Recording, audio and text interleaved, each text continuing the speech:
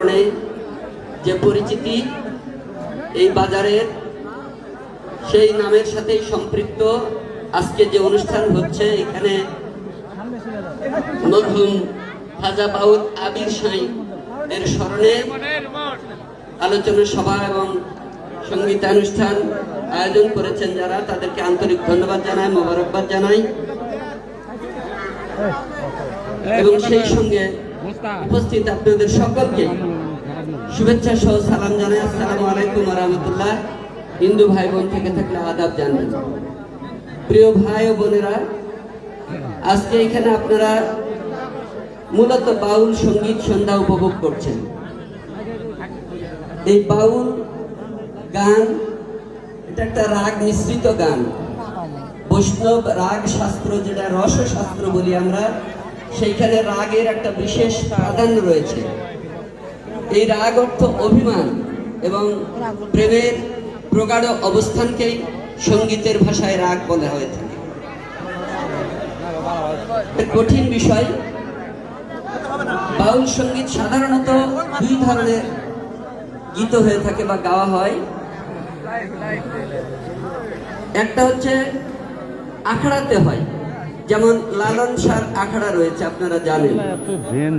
আখড়াতে যে বাউল সঙ্গীত গুলো হয় সেগুলো সাধারণত হামদ, নাদ, গজল এই সুরে এই ধাঁচে গাওয়া হয়ে থাকে, অর্থাৎ নরম সুরে গাওয়া হয়ে থাকে।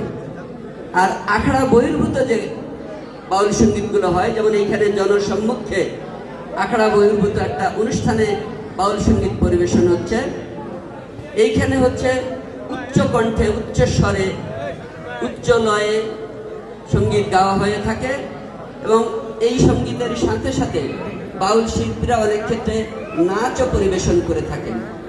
একজনে গান করলে আর একজন, ওই যে আমরা দোয়ার বলি, সেইটা থাকে এই জনসম্মুখের অনুষ্ঠানগুলোতে। এগুলো শাস্ত্রীয় কথা। মূলত বাউল সঙ্গীত আমরা যদি এভাবে চিন্তা করি তাহলে এটা সাধারণভাবে আমরা বুঝতে পারি যে এটা ধর্মীয় লোকসঙ্গীতের পর্যায়ে পড়ে।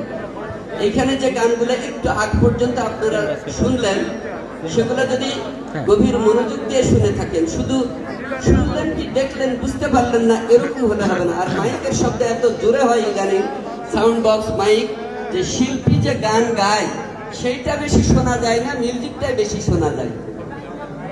এটা হচ্ছে বাস্তবতা। আমি বললাম সঙ্গীত কিন্তু এরকম বিষয় নয়। শিল্পীর কথা যদি শ্রোতারা বুঝতে না পারে, শুনতে না পারে, উপলব্ধি করতে না পারে, তাহলে অন্তরে সেটা ধারণ করতে পারে না। যাই হোক, আমি যে কথা বলছিলাম যে কাঙ্ক্ষিত জনের প্রতি নিবেদিত যে প্রেম, অর্থাৎ আমি যাকে চাই তার জন্য যে প্রেম নিবেদন করব, তার যে গুরুত্ব, তার যে গাঢ়ত্ব, প্রগাঢ়তা, সেইটাই হচ্ছে মূলত রাগ। এইটা রাগ সঙ্গীত এক পর্যায়ে পড়ে।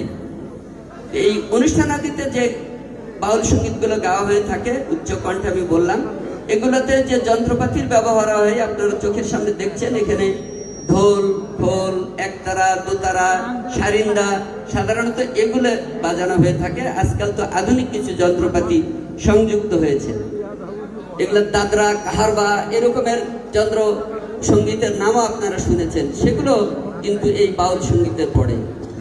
এবং এগুলো মূলত ধর্মীয় লোকসঙ্গীতের মতন, এর সুরে একটা উদাসী ভাব থাকে। এই উদাসী ভাবটা হচ্ছে একটা না পাওয়ার বেদনা যেন শিল্পীর কণ্ঠ দিয়ে প্রকাশ পায়। এগুলো হচ্ছে বাউল গানের হচ্ছে মর্মবাণী, মর্মকথা।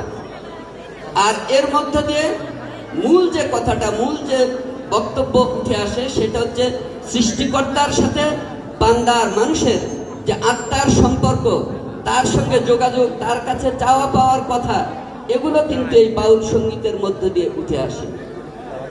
এবং সৃষ্টির যে রহস্য, এগুলো এই বাউল সঙ্গীতের মধ্যে বিশেষ করে আমরা লালন সঙ্গীতে